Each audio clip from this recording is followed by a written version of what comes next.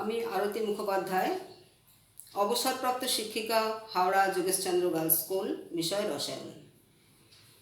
আজকে আমরা আমাদের যে পরিবেশ ও বিজ্ঞান বইটি আছে সেখানে ক্লাস 6 থেকে রসায়ন, এই বইটিতে রসায়ন এবং পদার্থবিদ্যাকে এবং পরিবেশকে আলাদা করে করা আছে কিছু কিছু যা অধ্যায়। আমি সেখান থেকে আজকে বেছে নিচ্ছি একটি জায়গা, রসায়নের অংশটি বেছে নিয়ে সেখান থেকেই আমি আজকে ক্লাসটা নেব। এখানে হচ্ছে কি হাতে কলমে রসায়ন শিক্ষা, আজকে প্রথম পর্ব কেন বলছি না, রসায়ন বিষয়টিকে ধাপে ধাপে শিখতে হবে। একদিনে তো পুরো জিনিসটা শেখা যাবে না, লাফিয়ে লাফিয়েও শেখা যাবে না। সেজন্যই আমি বেছে নিয়েছি আজকে ক্লাস 6-এর ছাত্রছাত্রীদের। প্রথমেই আমি শুরু করব, যেহেতু এখানে আমি হেডিংটাই করেছি হাতে কলমে রসায়ন শিক্ষা, তাহলে তো কিছু এক্সপেরিমেন্ট তো এর মধ্যে থাকবেই, থিওরিটিক্যাল পার্টও অবশ্যই থাকবে। তাহলে প্রথমে আমি যেটা করব সেটা হচ্ছে একটা এক্সপেরিমেন্ট। তোমরা মন দিয়ে দেখো, আমি তোমাদের দেখিয়ে দিচ্ছি। এইটি তোমাদের বইতে, ক্লাস 6-এর বইতে 44 পৃষ্ঠাতে আছে। এটি হচ্ছে একটি ম্যাগনেসিয়ামের ফিতা। তোমাদের বইতে দেখবে ছবিটা এইভাবে আছে, এইভাবে আগুনে ধরছে। তো আমি এটাকে সেইভাবেই ধরি।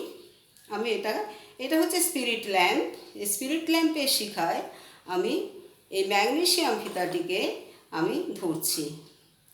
ম্যাগনেসিয়াম ফিতাটা তোমাদের আগেই বলে দিচ্ছি, এটা কিন্তু এই তাপে কিন্তু যেহেতু ধাতু গরম হয়ে গেছে, একে কিন্তু আমি হাত দিয়ে কিন্তু আমি বাঁকাতে পাচ্ছি, তোমরা দেখতে পাচ্ছ, কারণ এটা খুব সফট ধাতু, মানে খুবই নরম।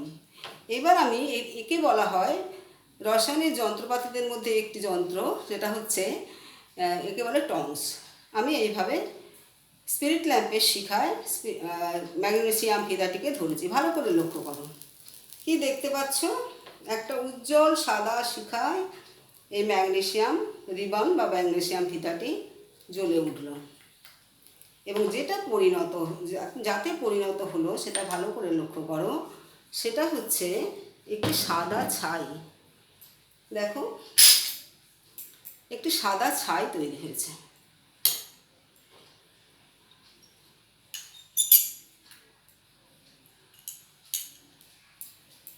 সেটাকে যদি আমি এই গ্লাস রড, এটাকে বলে গ্লাস রড, কাঁচের একটা দণ্ড, সেটা দিয়ে যদি আমি এইভাবে একটু চাপি, তাহলে কিন্তু এই ঝুড়ো ঝুড়ো হয়ে যাচ্ছে, পাউডারটি সাদা ঝুড়ো ঝুড়োতে পরিণত হয়েছে। যেটা ছিল একটা শক্ত ধাতু, লোহা, জিঙ্ক, এদের এই সমস্ত ধাতুর মতন অতটা কঠিন নয়, কিন্তু যথেষ্টই শক্ত, তাকে বেন্ড করানো যায়। আর সেটা পরিণত হলো কি সাদা পাউডারে। তোমাদের বইতে এখানে যেটা বলা হয়েছে, ক্লাস 6 তো প্রথম মানে রসায়নটাকে শুরু করছে রসায়ন হিসেবে, আগে বিজ্ঞান বলে অনেক কিছু দেয়া ছিল। তাহলে সেখানে বলছে যে ম্যাগনেসিয়াম হচ্ছে একটি ধাতু। এবার আমি ব্যাখ্যায় যাচ্ছি। ব্যাখ্যায় যেতে গিয়ে আমাকে যেটা করতে হবে সেটা হচ্ছে কি, আমি এবার এখানটা একটু মুছে দিচ্ছি। হাতে কলমে রসায়ন শিক্ষা প্রথম পর্ব, 6ষ্ঠ শ্রেণী, এটাকে আমি মুছে দিলাম। দিয়ে আমি এবার এটাকে ব্যাখ্যায় যাচ্ছি। ম্যাগনেসিয়াম তোমাদের বইতে দেখবে ম্যাগনেসিয়াম, এটা হচ্ছে ম্যাগনেসিয়াম ধাতুটির বা মৌলটির চিহ্নটা কি আমি আজকে আলোচনা করব। সে কি করলো না, বাতাসের অক্সিজেন, কারণ আমি তো বাতাসের মধ্যে অক্সিজেন আছে। ম্যাগনেসিয়াম ফিতাটাকে যখন আমি আগুনে ধরছি, সে কিন্তু একটা রাসায়নিক বিক্রিয়া করছে। সেই রাসায়নিক বিক্রিয়ায় ম্যাগনেসিয়াম ধাতুটা কি হয়েছে না, সাদা গুঁড়োয় পরিণত হয়েছে। তার মানে একটি অন্য পদার্থ হয়েছে। তার এটা ছিল মৌলিক পদার্থ, ম্যাগনেসিয়াম হচ্ছে একটি মৌলিক পদার্থ, আর সেটি কিসে পরিণত হয়েছে, ম্যাগনেসিয়াম অক্সাইড, MgO। এখানে দেখতে পাচ্ছ এর মধ্যে দুটি ধাতু আছে, এটি একটি যৌগিক পদার্থ, দুটি মৌল আছে, ম্যাগনেসিয়াম একটি মৌল আর অক্সিজেন একটি মৌল। তোমরা শিখবে ম্যাগনেসিয়াম হচ্ছে ধাতু, অক্সিজেন হচ্ছে অধাতু। এই ধাতু অধাতুর ব্যাপারটাকে ধীরে ধীরে আসবে। তাই এইটি কিন্তু যৌগিক পদার্থ, তাহলে একটি মৌলিক পদার্থ আরেকটি মৌলিক পদার্থের সঙ্গে বিক্রিয়া করে, রাসায়নিক বিক্রিয়া করে ম্যাগনেসিয়াম অক্সাইড তৈরি করেছে, যেটি একটি যৌগিক পদার্থ, এটা তোমাদের বলা হয়েছে। এরপরে আমি এবার যাব যে আমি বলছি ম্যাগনেসিয়ামের চিহ্ন এইটা, অক্সিজেনের এইটা, ম্যাগনেসিয়াম অক্সাইডের এই সংকেত এইটা, সেই ব্যাপারটা নিয়ে কিন্তু আমি একটু আলোচনা করব। এরপরে আমি আরেকটা এক্সপেরিমেন্ট তোমাদের আমি দেখিয়ে রাখছি। দেখবে এই এক্সপেরিমেন্টে যখন আমি 7 বা 8-এ বা আরও উঁচু ক্লাসে গিয়ে বলা হবে, তার ব্যাখ্যাটাকে আরও অন্য অনেক কিছু দেওয়া হবে এর মধ্যে। তো এর মধ্যে আমি একটু জল ঢেলে দিলাম, এমনি কলের জল ঢেলে দিলাম। ঢেলে দিলে দেখে রাখো, এটা যখন আরও উঁচু ক্লাসে করবে সে তখনও করা হবে এই এক্সপেরিমেন্টটা, আবার তখন দেখানো হবে। এখন একটু দেখে রাখো, দেখা যাচ্ছে কি কীরকম একটু একটু ঘোলাটে ঘোলাটে একটু হেজি একটা তৈরি হলো দ্রবণ, কিন্তু এটা হয়নি। কিছুটা দ্রবীভূত হয়েছে, কিছুটা হয়নি। কিছুটা কিন্তু দ্রবীভূত হয়েছে, আর কিছুটা দ্রবীভূত হওয়া মানে বিজ্ঞানের ভাষায় দ্রবীভূত হওয়া, সেটা গুলে গেছে আর কি জলে। কিছুটা গুলে গেছে কিন্তু পুরোটা গুলে যায়নি।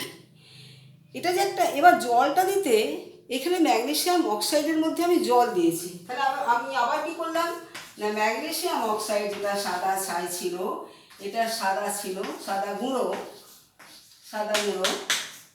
তাতে আমি কি করলাম, আবার জল দিয়ে দিলাম। জল দিতে এসে আবার একটা অন্য পদার্থ তৈরি করেছে, সেটা হচ্ছে ম্যাগনেসিয়াম হাইড্রক্সাইড। আমি এখানে কেন অ্যারো দিচ্ছি পরে বলবো।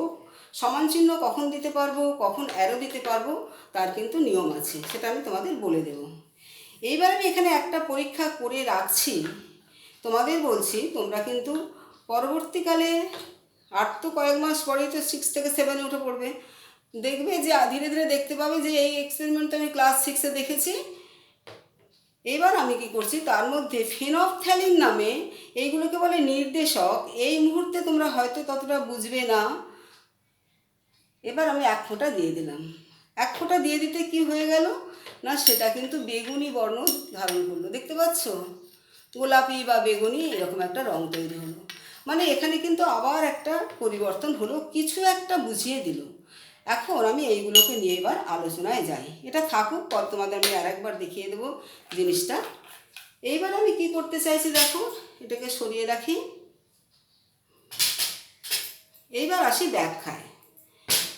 এখানে যেটা করা হয়েছে সেটা হচ্ছে কি, যে আমি বলেছি এটি একটি মৌলিক পদার্থ, সে তার চিহ্ন, এটা ম্যাগনেসিয়াম, তার চিহ্ন হচ্ছে Mg।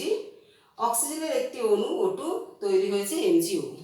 এইবার আমি এদের চিহ্নগুলো নিয়ে তোমাদের সঙ্গে একটু আলোচনা করব। কেন চিহ্নটা আমি এরকম লিখলাম। তোমাদের যেটা কাজ ক্লাস 6-এ তোমাদের বইতে এগুলো আছে, 44 পাতার পরে 46 পাতা থেকে চিহ্ন নিয়ে কতগুলো কথা বলা হয়েছে, পরপর যাওয়া হয়েছে। আমি ঠিক ওই অর্ডারটাকে মেনটেন না করে আমি একটা অন্য অর্ডার তৈরি করছি। এইটাকে আমি ছোট করে এখানে লিখে রাখছি, আর এখানে আমি ওটাকে মুছে দেব, দিয়ে আমি কাজ করব।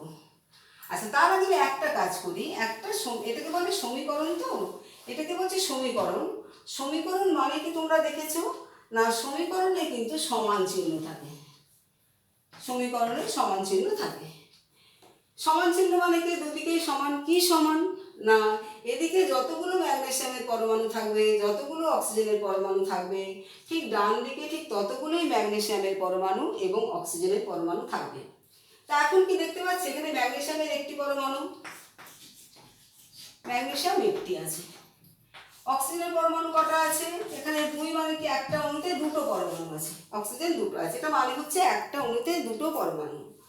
আর এখানে ম্যাগনেসিয়াম কটা আছে, এখানেও দেখতে পাচ্ছি একটা আছে, তার ঠিকই তো আছে মনে হচ্ছে। আর এখানে অক্সিজেন আছে, এখানে আবার একটি, কিন্তু এখানে আছে দুটি। এইটাকে সমতা স্থাপন করতে হবে, মানে দুদিকেই সমান সংখ্যা হবে। তার জন্য আমাকে কি করতে হবে না, অক্সিজেনকে 2 করতে গেলে আমাকে একটা এইখানে 2 বসাতে হবে, এইখানে নয়। এইখানে দিলেই কিন্তু জিনিসটা পুরো পাল্টে যাবে, হবে না, ভুল হবে আর কি। তাই এইটা কিন্তু ব্র্যাকেটের মধ্যে কাজ করবে। তাহলে ম্যাগনেসিয়াম কটা হয়ে গেল, দুটো। তাহলে এখানেও দুটো করতে হবে, তাহলে একটা 2 বসিয়ে দিলাম। তোমাদের কিন্তু সমতা স্থাপন আছে, তাই আমি এর পরের পাতাগুলোতে মধ্যেই আছে, তাই সমতা স্থাপনটা আমি একটু বলে দিচ্ছি। তোমরা নিশ্চয়ই এবছর আমি জানি না কতখানি ক্লাস করতে পেরেছো, সেই মার্চ মাস থেকে তো স্কুলগুলো ছুটি আছে, তারপর স্যারেরা নিশ্চয়ই অনলাইনে পড়াচ্ছেন বা কিছু করছেন, তো শিক্ষক শিক্ষিকারা।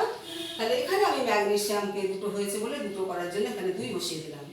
অক্সিজেন এখানে কটা আছে, দুটো। এখন দেখো অক্সিজেন দুটো, তাহলে পুরো মিলে গেল। তাহলে ম্যাগনেসিয়াম হয়ে গেছে এখন দুটো, এদিকেও দুটো, এদিকেও দুটো, এদিকেও দুটো। তাহলে একে বলে সমতা স্থাপন করা। সমতা স্থাপন করলে কিন্তু আমি কি করব না, আমি এখানে সমান চিহ্ন দিয়ে দেব।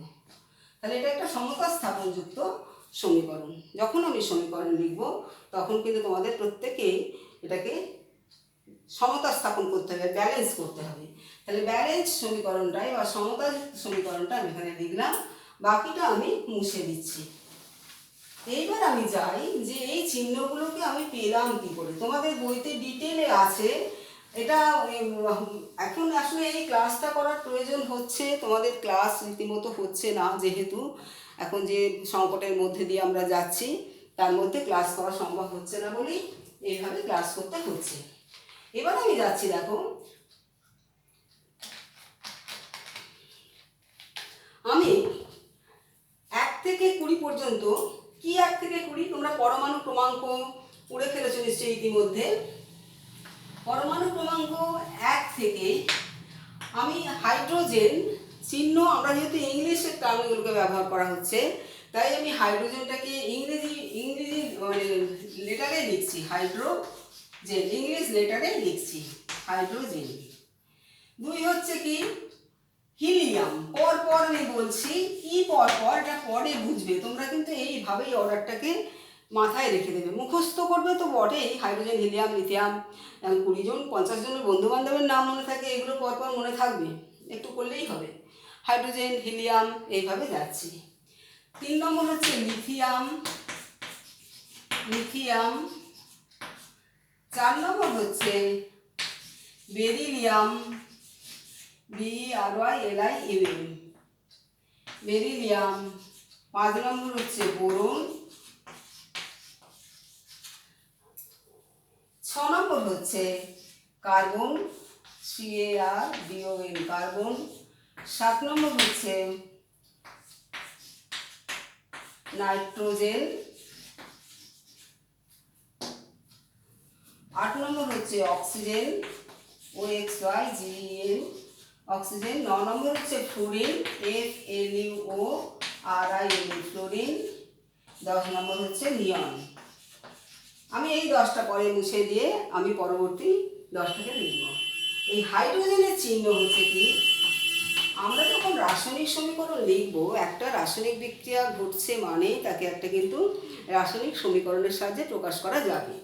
তাহলে রাসায়নিক সমীকরণ আমরা যখন লিখব, আমরা কিন্তু এই হাইড্রোজেন, নাইট্রোজেন কথায় লিখব না, মৌলগুলিকে আমরা শর্ট ফর্মে কিন্তু আমরা দেখাবো। তা হাইড্রোজেনের চিহ্ন হচ্ছে H, হাইড্রোজেনের চিহ্ন H। হিলিয়ামের চিহ্ন হচ্ছে HE। লিথিয়ামে দেখো এখানে নিচে শুধু একটা, আবার যদি হাইড্রোজেন নিতাম, প্রথম অক্ষরটা নিতাম, প্রথম লেটারটাই নিতাম, তাহলে কিন্তু বুঝতে পারতাম না হাইড্রোজেন না হিলিয়াম। তাই তার সঙ্গে একটা উচ্চারণ আসছে বলে হিলিয়াম HE নিলাম। লিথিয়ামের ক্ষেত্রেও কিন্তু প্রথম দুটো লেটারই নেওয়া হয়। প্রথম দুটো লেটার নিলে প্রথমটা হয় বড় ক্যাপিটাল লেটার আর পরেরটা হয় স্মল লেটার ছোট হাতের। বেরিলিয়ামের ক্ষেত্রেও আমি নিচ্ছি BE, আমি নিচ্ছি নয়, এইভাবে হয়ে এসেছে বেরিলিয়াম, তাহলে BE।